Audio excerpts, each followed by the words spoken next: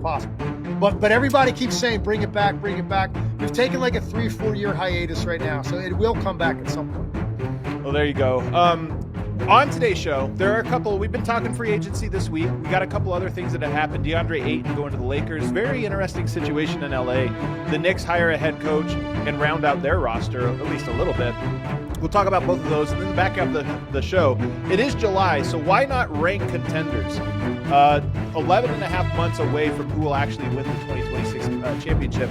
But this will be our early look at which teams were buying, the moves that they made, and bumped into the contender tier. But we're going to start with the Lakers here. So the Lakers get DeAndre Ayton, and that weird buyout situation, Portland paying a lot of money to get rid of this guy. So he becomes available, and the Lakers are going to make him their cornerstone center. They didn't have one last year. Obviously, they tried to trade for Mark Williams. That backed out. Ayton is their guy. Just real quick, what are your thoughts on Ayton, and what he will look like with Luka Doncic? Such a weird player to give analysis on, because he's obviously very talented. And like as bigs go, what more could you want offensively? He can post. He's a good mid-range jump shooter. He can make free throws. Like he moves well. You could run different sets for him. I just don't know that he's a winning player. And I have a hard time getting the image out of my head of what he looked like in that series against Denver. Was that 2 years ago? Yeah. I mean, and then there's famous clips that are out there. People have made memes of it where he's standing under the rim at one point, kind of just watching the action as they battle for offensive rebounds. Where he ended up on the baseline. He just stood there for like 5 seconds while guys were fighting for rebounds, and he never made his way back onto the court. But that aside, that whole series, it's just look. If the guy, quote, I guess, had it, if he had that thing, he would be one of the most highly coveted players in the league, because he's 7 feet and he's really skilled. He's got a very soft touch, but yet no one feels that way about him. So for me, the Lakers, for them, it made a lot of sense, man. They have nothing in the middle. I get it. Somebody's got to go out there with some size. When you look at what these other teams in the West are capable of putting out there, you gotta have some size. So it made sense for them to go after him. Does it propel them into another tier? In my mind, in the West, it really doesn't. Because first of all, to be honest with you, Adam, I don't even know about the Luka LeBron thing yet. Like we don't know about that. That was like a very short sample size. They got beat in the first round. It wasn't pretty. So I don't even know if they figured that out yet. Much less how do they incorporate DeAndre Ayton into the mix. He's not a rim-running lob guy like Luka likes, and he's not going to get the ball a ton in the post if Luka and LeBron are the same team. So I don't know exactly what his role is going to be. I understand why they got him. It made sense. But for me, it doesn't launch them into another level in the Western Conference. I think it's a clear upgrade from what they had, in Jackson Hayes last year. So it's an upgrade because he does have really good touch.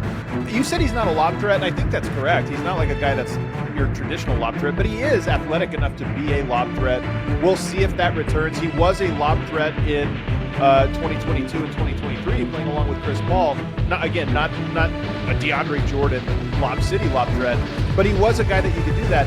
But he really is good in the short roll. Like if you give him the ball in the pocket, 10 feet, he can knock that down, and that's its own type of spacing. So to me, it is an upgrade, but I also happen to agree with you on your analysis of him.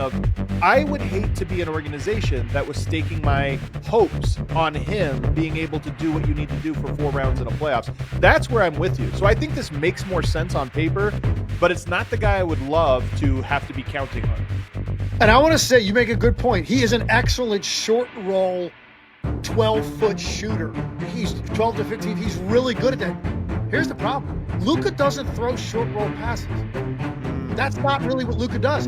Luka likes to get deeper into the defense and throw the lob for a dunk to guys like Gafford and Lively or Jackson Hayes, or that ball gets spread out to the 3.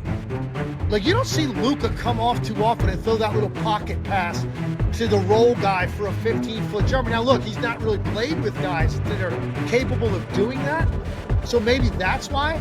But I just feel like Luka, that requires you to give it up early. The guy that gets the ball on the short roll gets it early. Luka doesn't give it up early. He holds it longer. And by that time, the short roll's gone.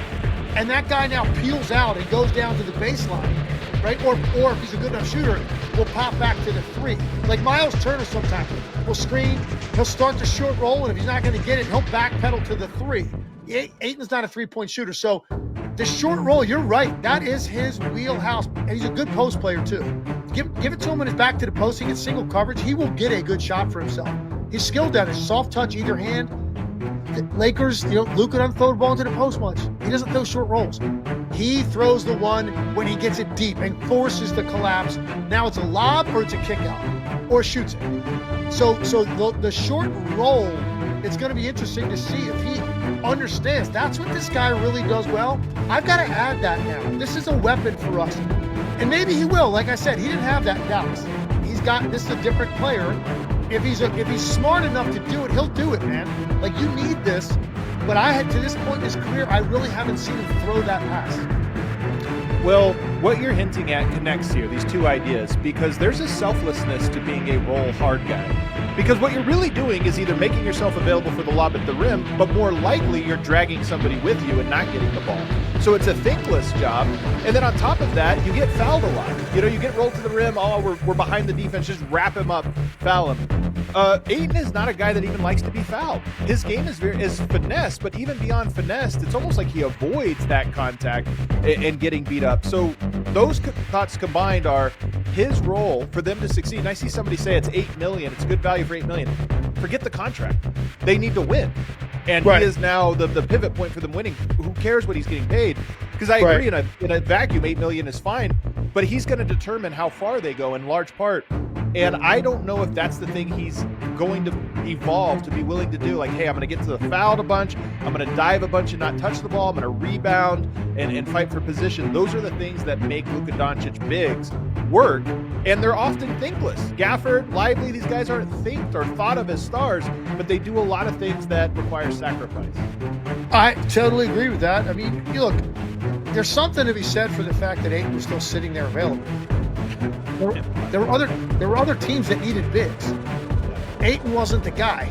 Now, Milwaukee, that's a spacing thing more than anything. Like, you have to have a big that can shoot because of Giannis, the way he plays. So they went with Miles Turner. But the fact that you got Ayton for that amount of money, this was a number one pick in the draft. And he's still sitting around and he's signing a deal for $8 million and he's still young. He's still in his prime. Tells you a lot. Again, it's not his skill set. There's something lacking. Maybe it's just that flat out toughness, killer instinct, man, want to be great. Desire, like, just gives you that energy. Like, there's something missing. And that's why, for me, they signed Ayton. I expected them to sign Ayton. I think they were hoping to get Brook Lopez. That didn't happen. Brook Lopez went to the other LA team. And so there was this void. Who's out there? DeAndre Ayton's the best of the group. Let's sign DeAndre Ayton. I don't think they went